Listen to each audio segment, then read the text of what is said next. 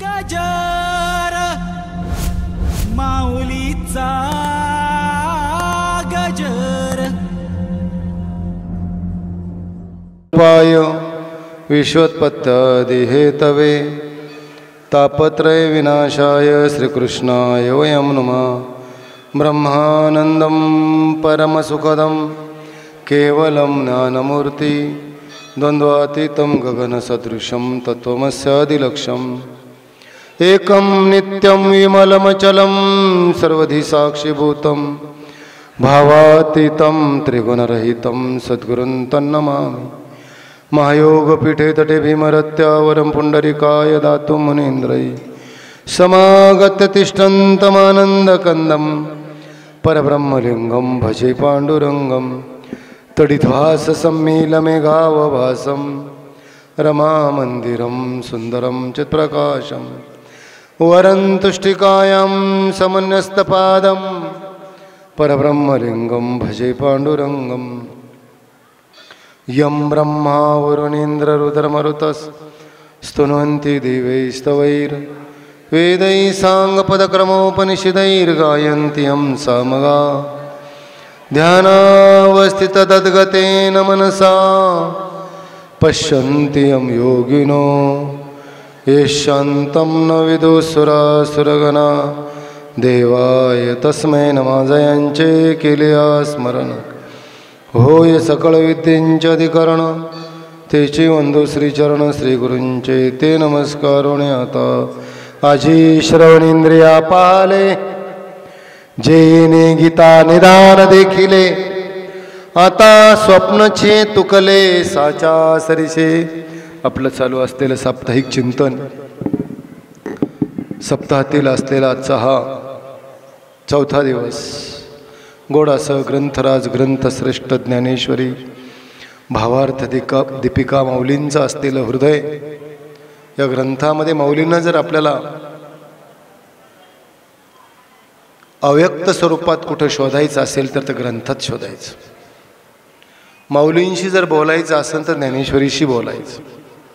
माऊलींचा जर संवाद साधायचा असेल तर या ग्रंथाशी आपण बोलायला लागल्यानंतर आपल्याला माऊलींची भाषा कळते। बोलायचं म्हणजे अशा अनेकांचे नव्हे हजारो जणांचे अनुभव आहेत की आपल्या मनात आध्यात्मिक भावाविषयी जी जी शंका येईल त्या त्यावेळेला आपण ह्या ग्रंथाचं पान उचकलं की आपल्या शंकेचं निरसन होत असतं।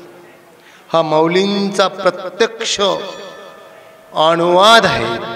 म्हणजे हा आपण या ठिकाणी आज सुद्धा प्रत्यक्ष संवाद ज्यांना साधायचा असेल त्यांनी इथे यायचं।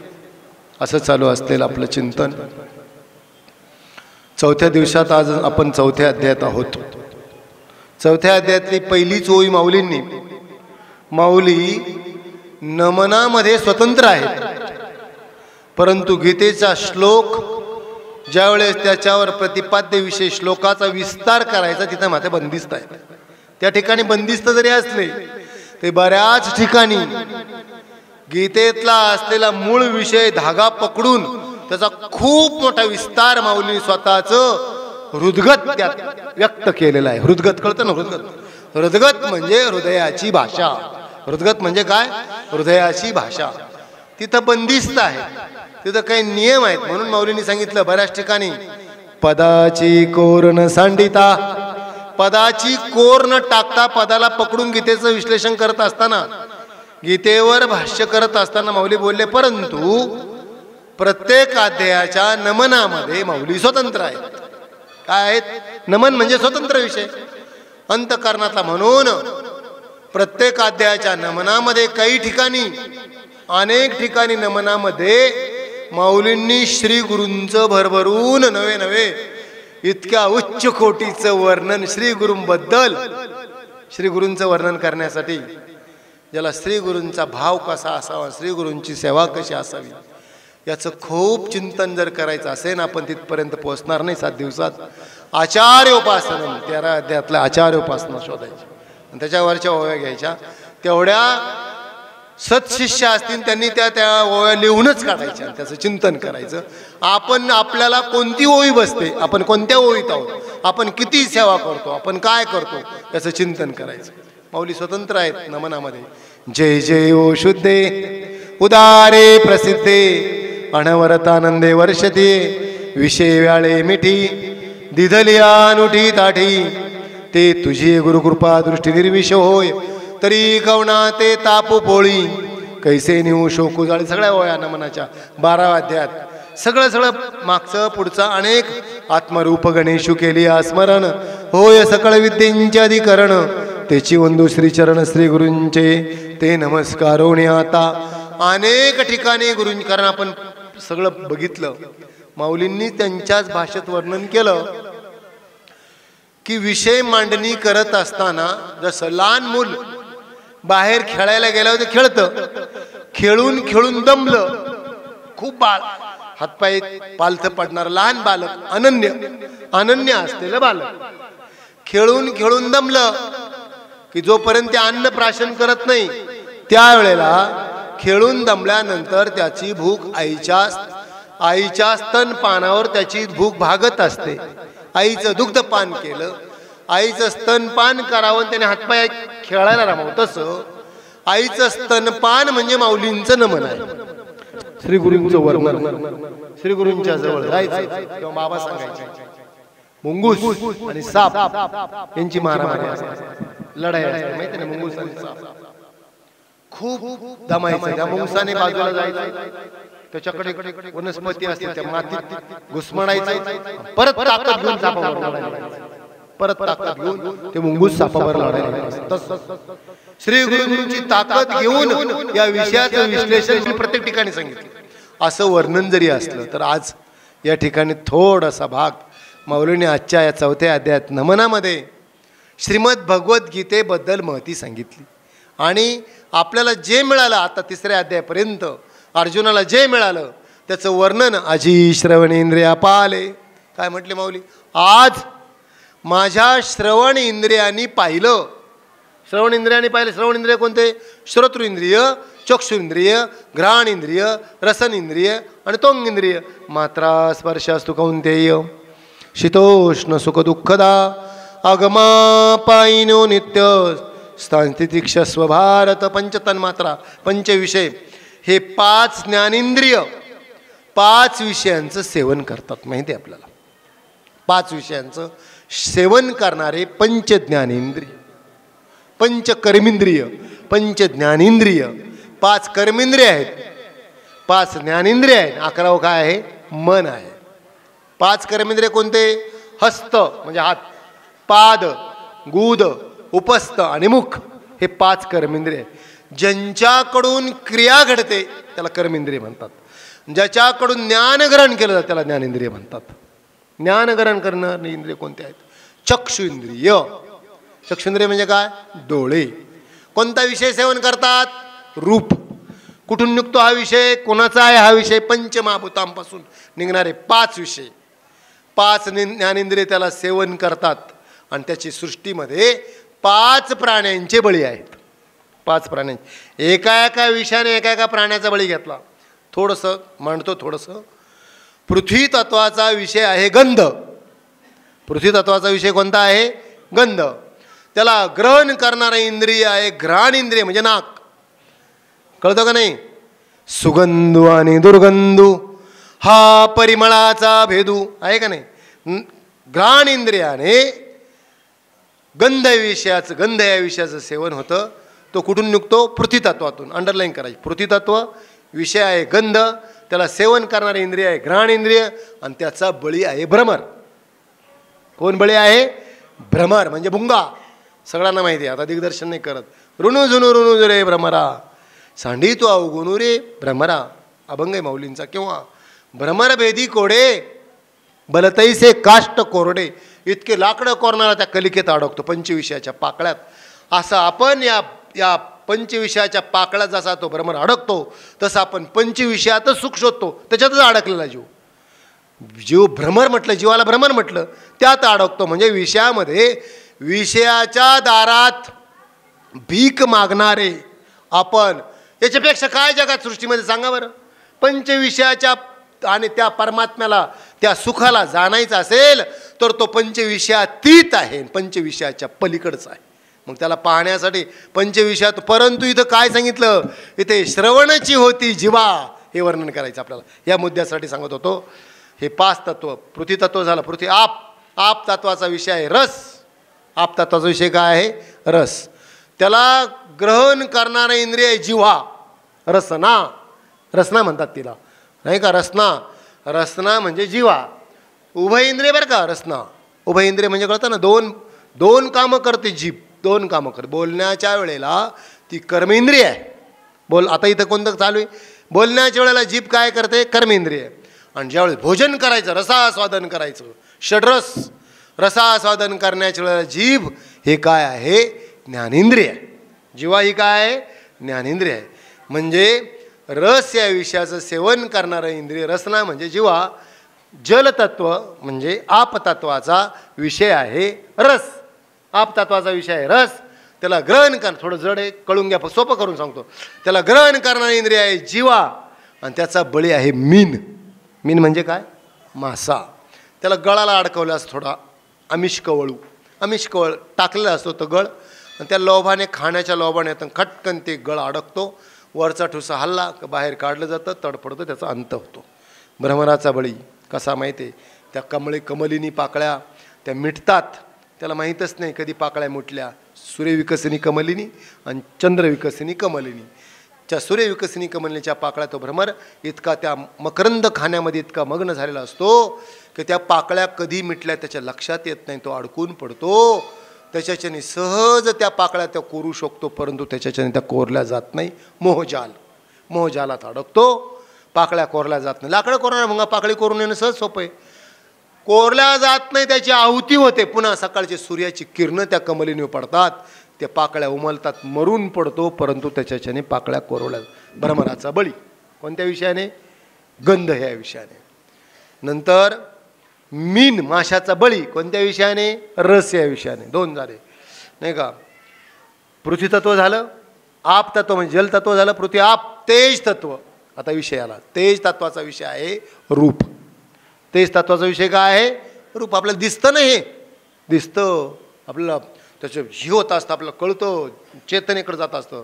ही इंद्रिय हे काय आहेत माहिती आहे का, इंद्रिय हे ज्ञानाचे वाहक आहेत. ज्ञानाचे काय आहेत, वाहक आहेत. बाबा खूप छान सांगायचे महाराज. बाबा म्हणायचे आपल्याकडं प्रघात आहे, सहज गत्या पाणी आलं नळाला का, आपल्या महिला माता भगिनी, अहो पळा पळा नळाला पाणी आलं, नळाला पाणी आलं. नळाला पाणी नसतं, नळातून पाणी येत असतं. पाणी प्राधिकरणचं असतं, पाणी टाकीचं असतं. स्वतःच्या नळाची पाण्याची ताकद नसते, ते फक्त वाहण्याची व्यवस्था करतं. आता पाटाला पाणी आलं, पाटाला पाणी आलं, ते निळवंडे धरणातलं आहे का कॅनलचं आहे, धरणातलं आहे. पाट हे त्या पाण्याचं काय आहे, वाहक आहे. डोळे ह्या चैतन्याचे वाहक आहेत. डोळ्याला नाही दिसत, डोळ्याला दिसत असतं तर मेलेल्या प्रेताला दिसलं असतं ना. नाकाला कळाला, त्याला कुठे गेला गंध, त्याचा कुठे गेला रस. मग खरी चेतनाच, चैतन्यच वेगळ्या इंद्रियाद्वारे वाहतंय. ते कसं वाहतं, ते बहिर्मुख कसं झालं, त्याला अंतर्मुख कसं करायचं, हे शिकण्यासाठी ज्ञानेश्वरी अभ्यासायची. पाहणे पाशी काही, गोड चिंतन आहे. पाहणे पाशी काही, पाहणे तेथे नाही. हा पेन दिसतो डोळ्याला, प्रॅक्टिकल दाखवतो. पाहणे पाहाशी काही, पाहणे तेथे नाही. पाहणेची पाही पाहणे राया, 6 वेळेस शब्द आलाय. कोणता, पाहणे. जे पाहणं पाहतो ते तिथं काय पाहतोस, म्हणजे जो पेन डोळ्यांना दिसतो तो पेन काय पाहतो, जिथून पाहतो ते पाहायला शिक. पाहणे राया, पाहणं संपून जाईल. आत्मस्वरूप पाहायला लागलो मग त्याची स्थिती होती अनिशा सर्वभूतानाम तस्याम जागृती संयमी. चिंतन केलं, तो आत्मस्वरूपाच्या ठिकाणी जागा झाल्यानंतर त्याला जगत न दिसता ओवाळू मी गेले माय गेले द्वारके. जिकडे पाहावे तिकडे चतुर्भुज सारिखे. ओवाळू मी गेले माय सखिया माझारी. जिकडे पाहावे तिकडे चतुर्भुज नरनारी. एकदा आतच बदल झाल्यावर बाहेर बदल करण्याची काहीच गरज नाही. याला शास्त्रामध्ये दृष्टी सृष्टीवाद म्हणतात. काय म्हणतात, दृष्टी सृष्टीवाद. सांगतो दृष्टांत, थोडं येतो खाली आता. दृष्टी सृष्टीवाद होतात. मुंबईला फ्लॅटमध्ये, ऐका नीट, मुंबईच्या फ्लॅटमध्ये शेजारी राहायला एक भगिनी आली. सगळ्यांना माहिती, नवीन यांच्यासाठी बरं का. भगिनी आल्यानंतर त्या ठिकाणी इतकं जुळलं, पटकन जुळतं. आमचं अंतःकरण खूप मऊ असतं बाबा म्हणायचे. आणि मधुरा भक्ती सांगत असताना सुद्धा महाराज, भक्ती करण्यासाठी श्रीभाव धारण करावा लागतो. म्हणून जे प्रज्ञाचक्षु ज्यांना म्हटलं जातं, संत गुलाब महाराज स्वतःला ज्ञानेश कन्या म्हणायचे आणि कृष्ण पत्नी म्हणायचे. मधुरा भाव धारण करावा लागतो भक्तीमध्ये.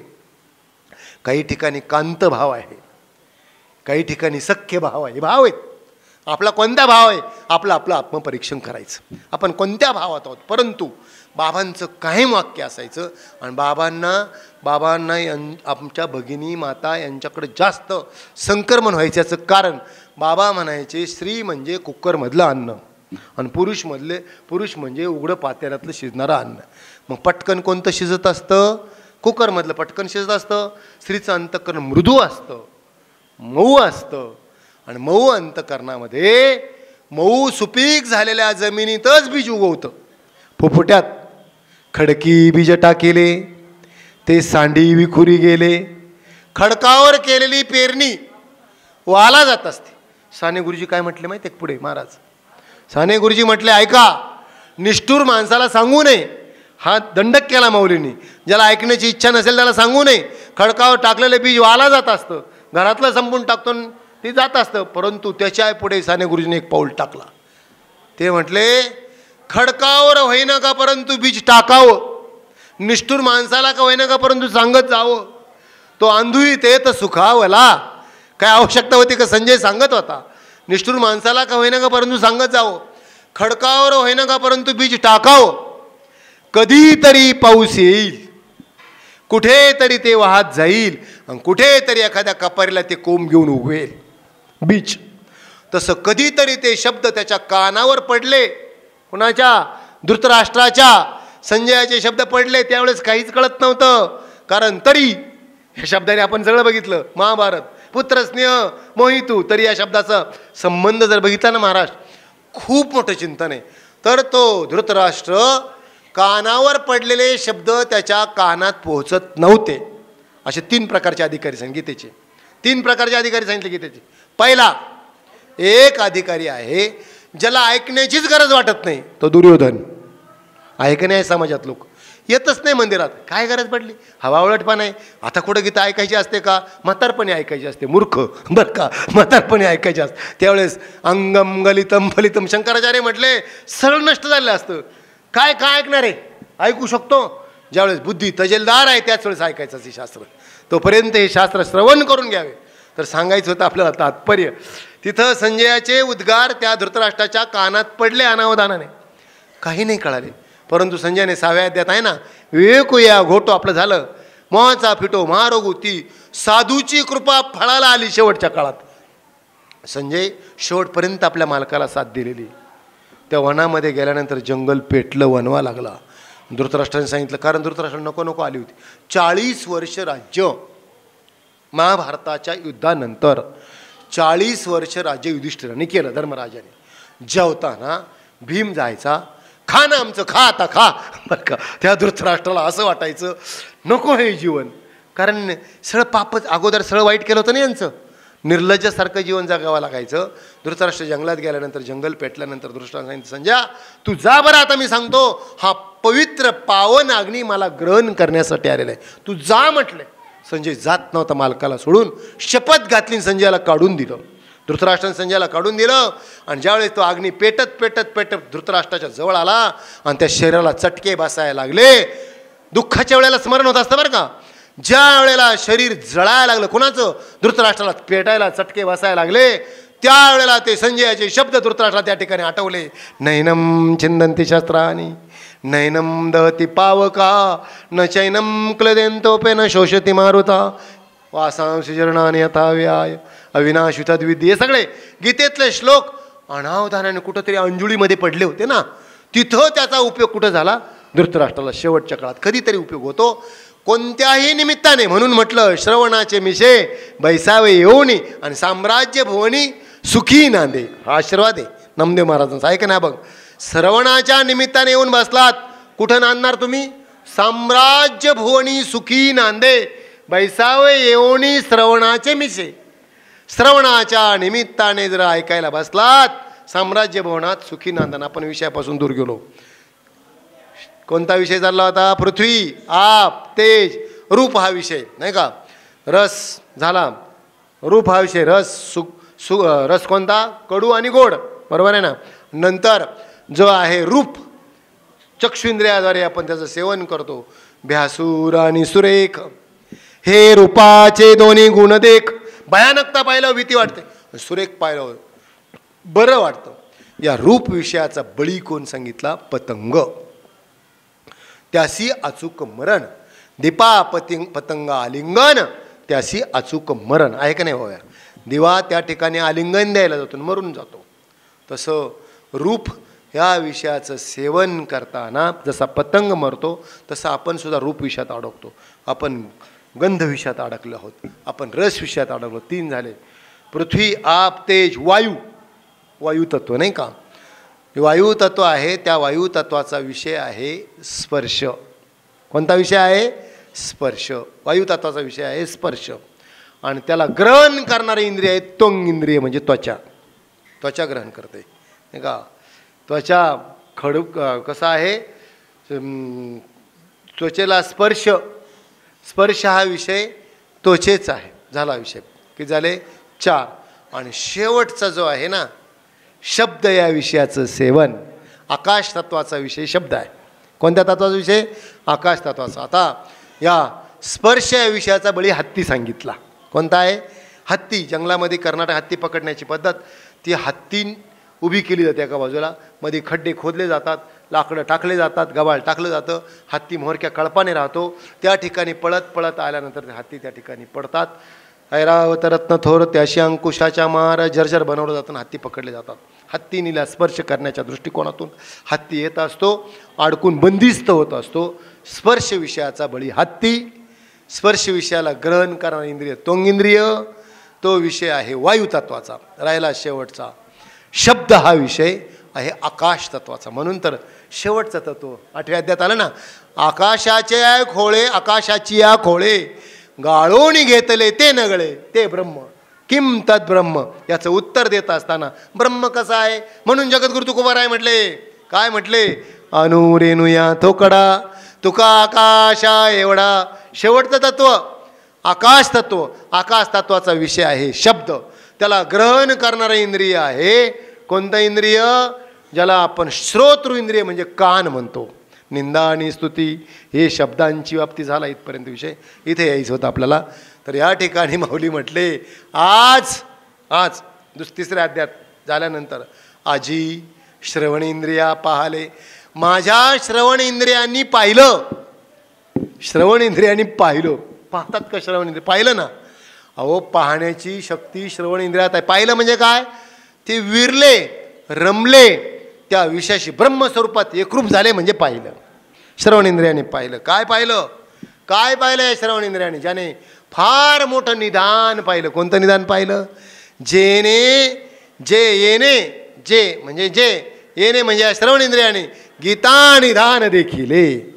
गीतारूपी कोठार निदान, गीतेचं फार मोठं भांडार. कारण ऐकलं ना, गीता श्रवण केली, गीतेचं फार मोठं भांडार या श्रवण इंद्रियाने पाहिल्यामुळे त्याचा परिणाम काय झाला?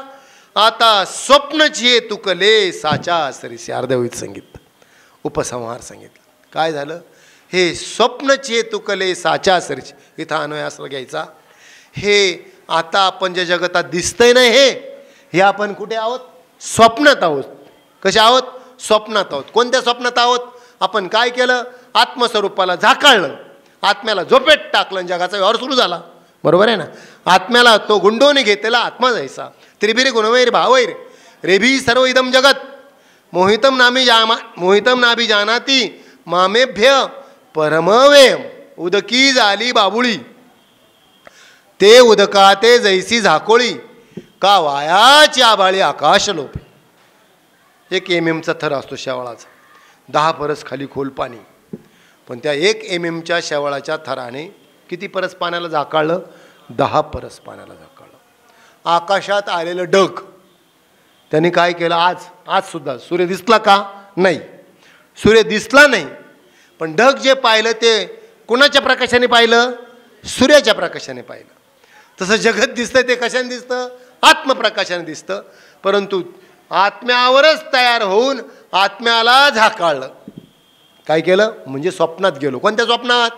अविद्येची अनिदा. प्रमाणच घ्यायची. बरोबर आहे महाराज? बरं का? अविद्येची अनिदा. कोणत्या स्वप्नात? कोणत्या झोपेत गेलो आपण? अविद्येच्या झोपेत गेलो. अज्ञानाच्या झोपेत गेलो.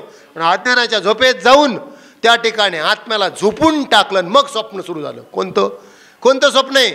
जगत हे स्वप्न झालं. स्वप्न आहे न झाला. जगत हे काय? स्वप्न आहे ना. स्वप्नात काय काय होत असतो आपण? एकटाच मुंबई होतो सगळी, एकटाच सगळ्या गाड्या होत असतो. हे स्वप्न जे आहे, या स्वप्न दुःख आहे. हो, राजा पराधीन झाला. राजा स्वप्नात गेला, झोपला मंचकावर छानपैकी.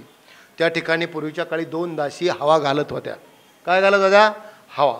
शेजारी सोन्याच्या त्या कलशामध्ये पाणी भरून ठेवलेलं एकदम छान करोडो रुपयाची मंचकाची गादी मखमली, तिच्यावर राजा झोपला. आणि झोपेत गेला. राजा स्वप्नात गेला.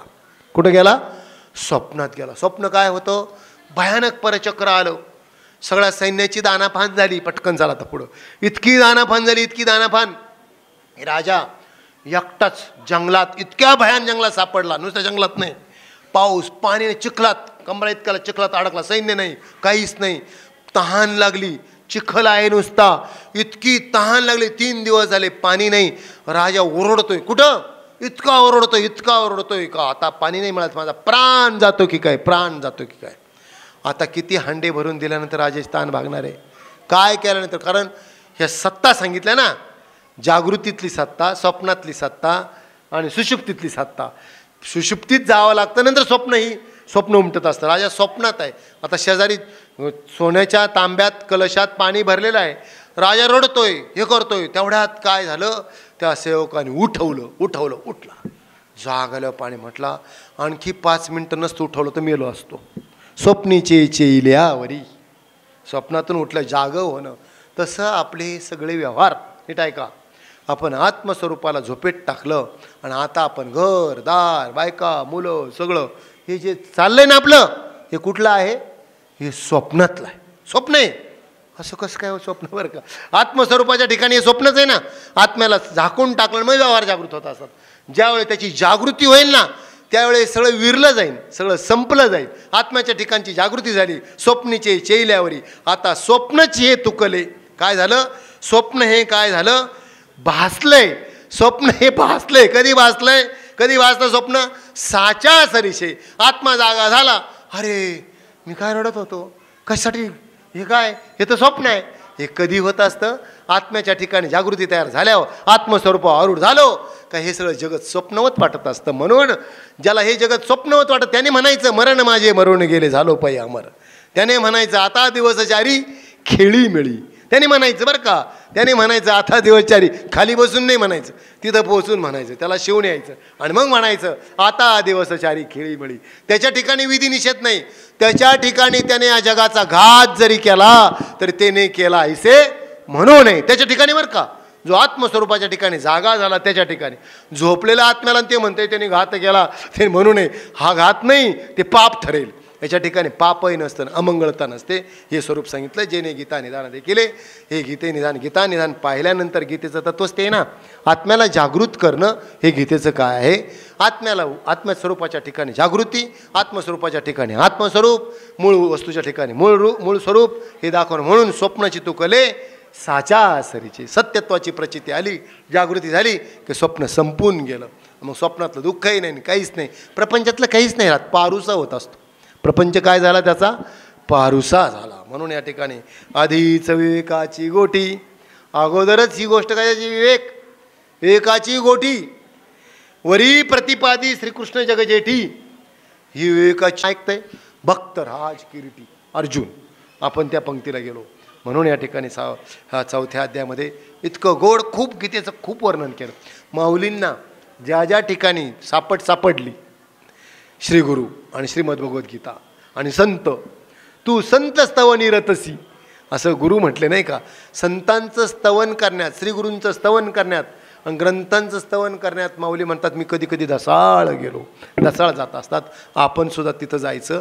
माऊलींसारख्या त्यांच्या भाषेत त्यांच्या अंगा खांद्यावर खेळत आहोत म्हणून या ठिकाणी हे नमन आहे. आता 4थ्या अध्यायाचा विषय आहे ज्ञान कर्म संन्यास योग. गोड असा विषय आहे. अगोदर कर्मयोग झाला. 3ऱ्या अध्यायात काय झाला? कर्मयोग झाला. ज्ञान कर्म संन्यास योग सांगत असताना भगवान अर्जुनाला सांगतात बाबा रे ये सयवाय मया तेद्य योग प्रोक्तो पुरातना भक्तोस्मी सखा चेती रसे उत्तम. हे अर्जुना, हा जो योग आहे ना, तू माझा सखा आहेस म्हणून तुला हा पुरातन योग मी आज तुला सांगितला आहे. कारण हा योग सर्व रहस्यातील उत्तम रहस्य आहे. फार मोठं रहस्य आहे. हा योग तुला मी सांगितला. आणि हा कधी सांगितला होता? कधी सांगितला होता? इक्ष्वाकू म्हणून कोणाला सांगितला? सूर्य. कसं कसं आलेलं आहे याचा क्रम सगळ्यांना माहिती आहे आपल्या श्लोकाच्या संदर्भानुसार. हा योग कसा कसा आलेला आहे पुढे बघू. आणि मग अर्जुनाने प्रश्न केला. अर्जुन म्हटला देवा असं काय बोलता तुम्ही? हा मी योग कोणाला सांगितला? इक्ष्वाकूला सांगितला, मनूला सांगितला. इमं विवस्वते योगम प्रोक्त वाण हमवेयम विवस्वान मनवे प्राह मुनिरीक्ष्वाकवे ब्रवीत एवं परंपरम प्राप्त मिमं प्राप्त राजर्षयो विदू सकालेने महता योगो नष्ट परंतपहीनान. नष्ट झालं होतं. परंतु कधी कधी काय काय सांगितलं म्हणून इक्ष्वाकवाने मनूला, नंतर सूर्याने, ते कसं कसं आले इथपर्यंत. अर्जुनाला शंका आली. अर्जुन म्हटला देवा असं काय? अपरम भवतम जन्म परम जन्म विवस्वता कथमे द्विजा नियम तो माधव प्रोक्तवाने. ती देवा तुमचा जन्म तर अलीकडचा, तू कृष्ण तो सापेचा. तो अर्जुन म्हणे श्रीहरी माय आपुल्याचा स्नेह करी येत विस्मय काय अवधारी कृपानिधी. मला एक आश्चर्य वाटतं. कृपानिधी आईकडे काय विचारायला की शंका नसावी म्हणून मी विचारतो. काय? तू संसार शांताची सावली अनाथ जीवांची माऊली अमुते किर प्रसवली तुझीच कृपा. तुझी कृपा प्रसवली अमुते किर. देवा पांगुळ एखादे भिजे तरी जन्मोने जोजारो साहिजे. हे बोलो काय तुझ्याची पुढं तुझ्या पुढं काय आता विचारावं. आता पुसेन. आता तुला मला हे विचारायचं देवा, हा उपदेश विचारायचा परी हेची मातू अगो मी परीसी जायची सांगावी. ते त्वाची रवी केवी पाही उपदेश. कधी तू त्या सूर्याला कधी उपदेश केला? तव श्रीकृष्ण म्हणे पंडुसुता तो विवस्वतू तै जै होता तै आम्ही नसो ऐसी चित्ता भ्रांती. जरी तुला कशी काय चित्ता असे कसे काय वाटले? अरे अर्जुना तुझे न माझे याच्या अगोदर काय झाले? खूप जन्म झालेले आहेत. काय झालेत? खूप जन्म झाले अर्जुना. तूही त्यावेळेस स्वतः, मीही तू यावेळेस स्वतः. आणि मला कधी कधी जन्माला यावं लागतं याचं उत्तर दिले या श्लोकात. यदा यदा हि धर्मस्य, हा सिम्बॉलच आहे आपल्या संस्कृतीतला. ग्लानिर्भवती भारत अभुथानम धर्मस्य तदात्मानं सृजाम्यम परित्राणाय साधूनां विनाशाय च दुष्कृतां धर्मसंस्थापनार्थाय संभवामि युगे युगे. कधी जन्माला यावं लागतं? ज्या ज्या वेळेला धर्माला ग्लानी म्हटलं बरं का, धर्म बुडत कधीच नसतो. ग्लानी आणि नष्ट नाही होत कधीच. कधीच नाही झालं. आपला तर ही वैदिक परंपरा, हिंदू धर्म नाही म्हणत, वैदिक परंपरा कधीची आहे? अनादी. वेद कधीचे आहेत? अनादी. ही परंपरा वारकरी संप्रदायाची परंपरा वेद प्रणित आहे. कशी आहे? वेद प्रणित. एखाद्या संप्रदायाला परंपरा असावी, महान अशी ग्रंथांची रचना असावी आणि महान असे सिद्ध महात्म्य असावीत. हजारो आहेत आपल्याकडे. तर अशी ही अनादी असलेली परंपरा वारकरी संप्रदायाची परंपरा कुठून पण सांगितली? बली, ध्रुव, प्रल्हाद बरं का, ही अंगद, नामदेव महाराज अवतार सांगत असताना पंच अवतार सांगत असताना अंगद, ध्रुव, बली, प्रल्हाद, अक्रूर ही सगळी, अगदी अर्जुन, उद्धव, मग अर्वाचीन कालापर्यंत नामदेव महाराज, माऊली, जगद्गुरु तुका अवतार नामयाचा संप्रदाय सगळ्यांचा येथून येतं आज ताक आहे त्या ग्रंथांपर्यंत. ही अनादी काळाची परंपरा. धर्माला ग्लानी येणं म्हणजे काय? ज्या वेळेला पूर्वीच्या काळी आम्ही सुद्धा आपल्यातले बरेच जण लाईटची व्यवस्था नव्हती, कंदिलात अभ्यास केलेला आहे. चिमणीवर आणि कंदिलावर अभ्यास केला आहे. ही पिढी आता पुढच्या मुलांना सांगावं लागेल कंदील कशाला म्हणतात. रात्रभर जर कंदील चालू राहिला, कंदील माहिती आहे, रात्रभर कंदील चालू राहिला, दुसऱ्या दिवशी ज्यावेळेस कंदील लावायला लागायची वेळ यायची त्यावेळेस काय करावं लागायची? काच पुसून घ्यावी लागायची. म्हणजे त्या ज्योती तशीच जर काच ठेवली, कंदी जर लावला तर आतला प्रकाश बाहेर पडत नव्हता. याला ग्लानी म्हणायचं. याला काय म्हणायचं? अंधुकता होणं. तसं आतली ज्योत चालू असते, परंतु त्याला काय असते, मरगळ, त्याला काच, त्याच्याच प्रकाशातली ते झाकून झाकून त्याला काचेला काय येत असतं, त्याला काजळी येत असते. आणि ती काजळी, मी अवेकाची काजळी फिडोणे वेक दीपो जळी, ते योगी आपाये दिवाळी निरंतर. ती झटकणं, ती झटकण्यासाठी, धर्माला येणारी ग्लानी काढण्यासाठी हे अर्जुना मला अवतीर्ण व्हावं लागतं. अवताराचं प्रयोजन परित्राणाय साधूनाम विनाशाय च दुष्कृताम धर्मसंस्थापनार्थाय संभवामी युगे युगे. त्यावेळी मी त्या युगात अवतीर्ण होत असतो. चौथ्या अध्यायात सांगितलं, खूप काही भरपूर सांगितलं. आणि अत्यंत महत्त्वाचे आपल्यासाठी सिद्धांताच्या काही ओव्या आहेत. नमाम कर्माने लिंपंती न मे कर्म फले स्पृहा इति माम योबिजानाते कर्मभिनस्स बध्यते. कोणाला ते कर्म बाधक होत नाही तो ह्या विचारापर्यंत गेला. एकच ओवी या श्लोकावर. काही श्लोकावर खूप ओव्या दिल्या आणि काही श्लोकाने एकच ओवी दिली. या श्लोकावर माऊलीने एकच ओवी दिली. कोणती ओवी दिली? हे मजची स्तव झाले परिम्या नाही केले ऐसे जेने ऐकिले. असे का नाही का आपण असं म्हणा, ऐसे जेने ऐकिले तो सुटला गा. ऐकिले का? ऐसे जेने जाणितले तो सुटला गा. हे मजची स्तव झाले. हे कोणाकडून झालं? मजची स्तव झाले. हे मजची स्तव झाले परिम्या नाही केले.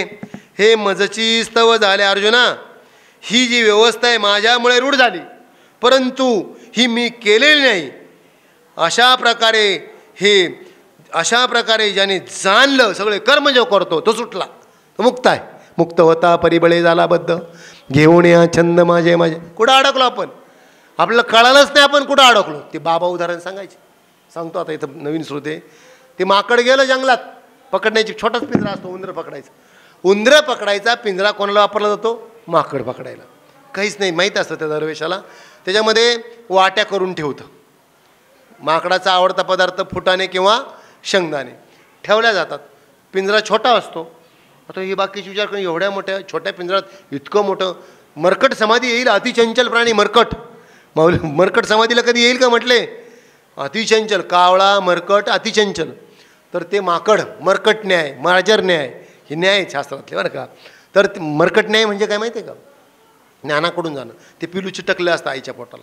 ती लहानपणातच शिकवित असते. ह्या झाडावरून त्या इतक्या उड्या मारते, तिची चिंताच करत नाही. त्या पिलाने पकडून धरायचं आईला, पडायचं किंवा नाही पडायचं. ही जबाबदारी कोणाची? पिलाची. मरकट न्याय. ज्ञानमार्गातून आपली जबाबदारी स्वतःची, पडायचं किंवा नाही पडायचं. मरकट न्याय. आणि मार्जर न्याय.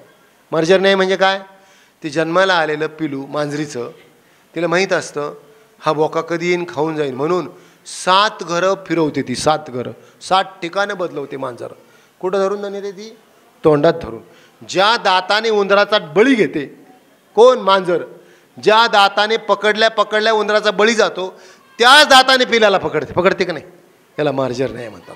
अनन्य असतं ते पिलू, हळूच नेते. मग जो भक्त अनन्य असतो ना, भगवान ज्या दाताने कोणाला मारलं, ज्या नख्यांनी हिरण्यकशिपूचा वध केला नरसिंहाने, त्याच तोंडाने प्रल्हादाला चाटायला लागले. मर्जर न्याय. प्रल्हाद, कारण ते गारच होत नव्हते, हिरण्यकशिपू थंडच होत नव्हते. सगळी पृथ्वी, सगळं त्रिलोक हादरलं. आता काय होईल? गुरगुर करायची, इतकी चिड आली होती. सगळे वर पूर्ण केले हिरण्यकशिपूचे. आणि चिडलेले भगवान नरसिंह भगवान आता कसे शांत होईन, सगळे चिंता दूर झाले. काय करायचं? ब्रह्मदेव सगळे म्हणे काय करायचं? एकच करा म्हणे, फक्त प्रल्हादाला पडलं वाटा तर शांत होईल. प्रल्हादाला पाहिल्या गार झाले बाबा. नरसिंह भगवान थंड झाले, चाटायला लागले प्रल्हादाला. सांगायचं तात्पर्य, अनन्य भक्ताच्या ठिकाणी किती जरी भगवंताला आपल्या भक्ताची निंदा केलेल्या देवाला कधी सहन होत नाही. स्वतःचं किती सहन करतो, त्याला किती शिव्या द्या, काही करते म्हणतात मला काय बरं का, काही केलं तरी आई त्या सांभाळ करत असते. तर अशा रीतीनं आपला इथं विषय चालला होता. ते माकड पकडण्याची पद्धत. त्या पिंजऱ्यामध्ये एखादी वाटी ठेवली जाते फुटाण्याची. ते पळत येतात, त्यांचा म्होरक्या बाकीच्यांना बाजूला लोटतो आणि लोटून त्या पिंजऱ्यात हात घालतो. रचना अशी असते, मोकळा हात जातो अशी रचना असते. जाळ्याच्या अशा असतात, कड्या अशा असतात, सापटे अशा असतात. मोकळा हात जातो, घट्ट मूठ पकडून धरतो आणि पुन्हा हात वाढायला लागतो. रचना अशी असते. मोकळा हात जातो पण मूठ धरला हात निघत नाही. इतकं ओढतं, रक्त येतं हातात. आपलं तेच झालं, माकडच नाही सांगत बरं का. इतकं ओढतंय, सुटण्याचा प्रयत्न करतंय, परंतु त्याला ज्ञान नाही. आपण कशामुळे अडकलो? आपल्याला ज्ञान नाही. आपल्याला वाटतं एवढा बंगला झाला, एवढ्या पोराचं लग्न झालं की मी मोकळाच झालो. एवढतंय फक्त, मोकळा होतच नाही. एवढ्या पोराचं लग्न झालं, अहो एवढं झालं ना, मी पुढच्या वर्षी ताई पारायणालाच येणार. नातं आलीच सांभाळायला बरं का, पारायणालाच येणार. कशाचं सुटत आहे? हे ओढतंय बरं का. त्या हातात इतकं अडकलं असतं, त्या हातातून रक्त येतं परंतु हात सुटत नाही. मग त्याला तो दरवेशी येतो आणि त्याला पकडून नेतो. कोणाला? माकडाला. कशामुळे? मुक्त होता परी बळे झाला बद्ध, घेऊन या छंद फुटाने सोड. त्याला माऊलींनी, संतांनी, शास्त्राने आपल्याला एवढं सांगितलं, बाबा तू अडकलेला नाहीस, तुला अडकवलं. कुणी अडकवलं? फुटाण्यांनी अडकवलं. कुणी अडकवलं? फुटाने मोकळे सोड, हात सोड, पटकन हात निघल, आसक्ती टाक, मोकळाच. या आत्ता, या क्षणाला, या ठिकाणी आपण मुक्त आहोत. आहे का नाही सांगा? या क्षणाला, आत्ता. असं नाही, उधार नाही. इथं रोकडी मुक्ती, रोकडा मोक्ष. चला उद्या तुम्हाला मोक्ष देऊ, 4 दिवसांनी हे करा. नाही, रोकडी मुक्ती सांगितली. परंतु रोकडं टाकायला शिका. आसक्ती या क्षणाला देहभाव विवर्जित करायला शिका. आपण मुक्त आहोत. होत नाही ना आपला विवर्जित, ते शिकायचं ना. आपला ढाळे विहंगम मार्ग, उत्पलवाना सरीसा आहे पुढं. उत्पलवाना सरीसा फळाशी पक्षी जोंबे जैसा. उडी मारली थेट आंब्याच्या त्या फळाजवळ गेला. याला विहंगम मार्ग. आपण पिपिलिका मार्गात आहोत. डाळे डाळे केतुलेने एक वेळे, मार्गाचे निबळे निश्चित टाके. हे मजची स्तव झाले, परी म्या नाही केले, ऐसे जेने जाणितले तो सुटला गा. ही व्यवस्था माझ्यामुळे रूढ झाली आहे, परंतु ही मी केलेली नाही. अरे अर्जुना, हे ज्याने तत्वता ओळखले तो मुक्त झाला. तो मुक्तच आहे. तो काय आहे? मुक्तच आहे. ऐसे जेने जाणितले. जाणणं म्हणजे काय? कळून घेतलं, ज्याला हृदयात प्रत्यक्ष प्रॅक्टिकली अनुभवलं. आणखी पुढे जाऊन साने गुरुजी म्हणतात, 2 तास वादळाची पुस्तकं वाचण्यापेक्षा, किती तास? 4 तास. तिथं आपण श्रवण करतोय. 4 तास वादळाची पुस्तकं वाचण्यापेक्षा 2 मिनिट वादळातला प्रत्यक्ष घेतलेला अनुभव हा श्रेष्ठ असतो. प्रत्यक्ष अनुभूती, प्रत्यक्ष अनुभव. म्हणून संतांनी 99.99 अनुभवलं. पॉईंट 1 मध्ये आपल्यासाठी सांगितलं शब्दात. शब्द बहुसाल उपकाराच्या राशी. उपकाराची राशी आम्हाला बोटाला धरून शब्द काय करतात? दृष्टांत नाही सांगत, सगळ्यांना माहिती आहे. बोटाला धरून शब्द आम्हाला कुठं नेतात? अनुभूतीच्या दरवाजा प्रत नेतात आणि आत सोडून नेतात. आपण रमायचं. काय अनुभव? माझा अनुभव केला देव आपुला, असा 4था अध्याय गोड आहे. हे मजची स्तव झाले, परी म्या नाही गेले. सगळं वर्णन केलं. हे कसं सृष्टीचं भगवान स्वतः म्हटले, चातुर्वर्णमया सृष्टा गुणकर्म विभाग, अशा 4 वर्ण व्यवस्था मी निर्माण केली. चुकीचा घेतला श्लोक काहींनी. तिथं जर म्हटले असते जन्म, तर आम्ही म्हटलं असतो तुमचं बरोबर आहे. गुण कर्म विभाग अशा चातुर्वर्णमया सृष्टा. मया सृष्टा, मी 4 वर्ण व्यवस्था निर्माण केली. कशानुसार? गुणानुसार आणि कर्मानुसार. शूद्र कुळात जन्माला आलाय, आहे का नाही आपल्याकडे? कितीतरी लोक, चोखा महाराज, सगळे. परंतु ब्रह्म जानती ब्राह्मणा. ब्राह्मण कुळात जन्माला आलाय, मटण खातोय, दारू पितोय, वाईट वागतोय, तो शूद्र आहे. शूद्र कुळात जन्माला आला, आचरणाने श्रेष्ठ आहे, तो ब्राह्मण आहे. असा या श्लोकाचा अर्थ. बरोबर आहे ना? ब्रह्म जानती ब्राह्मणा. क्षत्रिय कोणाला म्हणावं? विद्येच्या पलायन. जो दुसऱ्याचं रक्षण करतो तो क्षत्रिय. अध्ययन, अध्यापन, यजन, याजन जो करतो तो ब्राह्मण. बरोबर? जो करतो तो ब्राह्मण. तो कोणत्या जन्म नाही. तिथं काय शब्द आहे? गुण.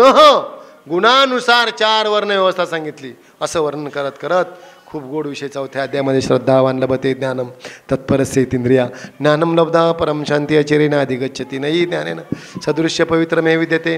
असं वर्णन करत करत 4थ्या अध्यायामध्ये इतका गोड विषय सांगितला. ज्ञान कर्म संन्यास योग. 3ऱ्या अध्यायात कर्मयोग आणि 5व्या अध्यायामध्ये संन्यास योग सांगितला. काय सांगितला? 5व्या अध्यायामध्ये संन्यास योग सांगितला. संन्यास योग. कोणता संन्यास? नेहस्य नित्य संन्यासी यो न दुष्ट न कांक्षती. 3रा श्लोक बरं का 5व्या अध्यायाचा. नेहस्य नित्य संन्यासी यो न दुष्ट न कांक्षती निर्द्वंद्व हि मा भावो सुखम बंधात प्रमुच्यते. त्याला नित्य संन्यास म्हणायचं. संन्यास कशाला म्हणायचं? संन्यास तर ही वृत्ती आहे. संन्यास वरी भगवा झाला नामे, अंतरी वश केला कामे, भगवे तरी श्वान. रामदेव बाबा सुद्धा म्हणतात, साधू की पहचान सिर्फ 1% वेशभूषा से होती है, सिर्फ 1%. 1% वेशभूषावरून बरीच वेशभूषा करून आतून बुजबूज झालेली असते. आतली बुजबूज, ज्याची आतली बुजबूज संपली, आतलं संपलं, तो नित्य संन्यासी, तो नित्य संन्यास. तरी गेली याची सेन करी, होय ना त्याच्यावरच्या त्या श्लोकावर, तरी गेली याची सेन करी न पवता चाडून धरी, जो सुनिश्चळ अंतरी मेरू जायचा आणि मी माझी आठवण विसरले जयाचे अंतकरण.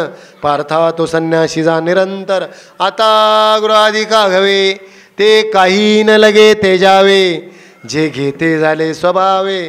निसंग म्हणून अंडरलाईन करायची, निसंग शब्दाला अंडरलाईन करायची. जे मिळतंय निसंग म्हणून घ्यायचं, माझं काहीच नाही. जे प्रपंचात जे प्राप्त होतं आपलं म्हणून अजिबात करायचं नाही. समर्पण भाव, समर्पण भाव, समर्पण भाव करता करता आपलं सर्पण करून टाकायचं. कळाला का अर्थ? समर्पण भाव करता करता आपलं काय करायचं? सर्पण करायचं, म्हणजे त्याच्या ठिकाणी एकरूप होऊन जायचं. नित्य संन्यास त्याला म्हणतात. महाराज वेळ संपली, फक्त 2 मिनटं बरं का. नित्य संन्यास त्याला म्हणतात. संन्यस्त ही वृत्ती असावी. आपल्या वेशभूषाला महत्त्व नाही दिलं. फक्त 2च मिनटं, सगळ्यांना बहुश्रुत आहात. संन्यासी चालला गंगेच्या कडेने, 26 वर्षाचा, भगवस्त्र, हरिद्वारला कुंभपर्व झालेलं. गंगेच्या कडेने सकाळी 9 वाजता फिरत असताना, सगळ्यांसाठी दृष्टांत ऐका, एवढा दृष्टांत शेवट करतो. फिरत असताना त्या ठिकाणी तो संन्यासी गंगेवर, हरिद्वारला 7 ठिकाणी कॅनॉल केलेले माहिती आहे ना, छान काचेसारखं पाणी, छानपैकी घाट केलेले आहे. पाहिलं आपण हरिद्वारचं कुंभपर्व. तर त्या ठिकाणी सकाळी 9 वाजायच्या दरम्यान एक पूल टाकला होता त्या एका कॅनॉलवरून, आणि त्या पुलाच्या दगडाच्या एका फटीमध्ये काही त्या कोणाची तरी काही किमतीच्या हिऱ्याची अंगठी पडलेली होती. आणि त्या संन्याशाने सकाळी ती अंगठी चमकली आणि त्याला इच्छा निर्माण झाली घेण्याची. अंगठी चमकली, इच्छा निर्माण झाली, परंतु कपडे आडवे आले. संन्यासाचे कपडे घातल्यानंतर परद्रव्य उचलायचं नसतं, दुसऱ्याकडून घ्यायचं असतं. दान दिलेलं घ्यायचं असतं, उचलून घ्यायचं नसतं. पण बुद्धिवान मनुष्य प्राणी चतुर बुद्धीचे, आपण त्या ठिकाणी चातुर्याचे आता किती सांगावं आपण. त्याने इकडं तिकडं पाहिलं, इच्छा तर खूप झाली. अशात अंगठी काही करोडोची होती, हिऱ्याची अंगठी, कोइंबतूर हिरा. इच्छा खूप झाली, आतून उफाळलं, परंतु कपडे आडवे आले. युक्तिवाद करण्यात पटाईत इकडं तिकडं पाहिलं, बाजूला पाहिलं, ते एक वृद्धगृहस्थ परीठ धोबी, एक धुणं धुवून झालं होतं, ढिगल साचला होता. बाबा बाबा इकडे. बाबाने धुणं, हातातलं धुणं खाली ठेवलं. आले जवळ साधू महाराज, श्री संताचे पाय दर्शन घेतलं. महाराज बोला ना. बाबाचा हात पकडला आणि बोटाने दाखवलं, बाबा ती पहा हिऱ्याची अंगठी. ते एक काम करा तुम्ही, मी पाहिली माझ्या डोळ्यांनी प्रत्यक्ष, तिच्यावर माझा अधिकार आहे, परंतु ती मला उचलून घ्यायची नाही. ती उचलून घ्या, मला आणून द्या. कोण म्हणतंय? संन्यासी म्हणतो. बाबा हसायला लागले. कोण? ते धोबी हसायला लागला. हसता हसता म्हटले, महाराज तुम्ही संन्यासी आहात, साधू महाराज आहात, मी तुमचं दर्शन घेतलं. महाराज कुंभपर्व होऊन 15 दिवस झाले, दुसऱ्याच दिवशी माझ्या दृष्टिक्षेपात आली होती ती अंगठी. दुसऱ्याच दिवशी मी पाहिली होती, परंतु जे आपलं नसतं ते घ्यायचं नसतं महाराज. माझ्या कष्टाचे 2 रुपये जे मिळतात ना धुणं धुतल्याचे, ते माझ्या कष्टाचे आहेत. जे आपलं नसतं ते घ्यायचे नसतात. उपदेश कोण करते? गृहस्थी. कोणाला? संन्याशाला. आणि संन्यासी काय म्हणतो? बाबा ती अंगठी घेऊन मला द्या. संन्याशाचा आहे कृती संन्यास. कृती संन्यास कळतो ना? कृती म्हणजे कपड्याचा. संन्याशाचा आहे कृती संन्यास आणि धोब्याचा आहे वृत्ती संन्यास. कोणता संन्यास आहे धोब्याचा? वृत्ती संन्यास. मग आपल्याला कोणता घ्यायचा आहे संन्यास? वृत्ती संन्यास. वृत्तीने सुटायचं. पद्मपत्र मी वाम बसा, सगळ्यांमध्ये राहायचं, कशातच नाही राहायचं, नुसत्या गप्पा नाही मारायच्या, आतून सुटायचं. हे मजची स्तव झाले परिम्या नाही केले, ऐसे जेणे जाणे तले तर सुटू लागा. हा आजच्या ह्या प्रवचनाचा सार आहे. आजच्या या प्रवचनाचा सार. तरी गेली याची सेन करी न पवताचा. गेलं तरी आठवण राहत नाही त्याला. गेलं ना प्रारब्ध. जो गया जो हुआ वो अच्छा हुआ, जो हो रहा है वो अच्छा हो रहा है, जो होगा वो भी अच्छा होगा. क्यों व्यर्थ चिंता करते हो? तुम्हारा क्या खो गया? क्या लेकर आए थे और क्या लेकर जाएंगे? खुले हाथ से आए और खुले हाथ से जाएंगे. जो लिया यही से लिया आणि जो दिया यही से दिया. जे दिलंय ते इथं द्यायचं, जे घेतलंय ते इथलं घेतलंय. आपण 2 दिवसाचे पाहुणे म्हणून आलो.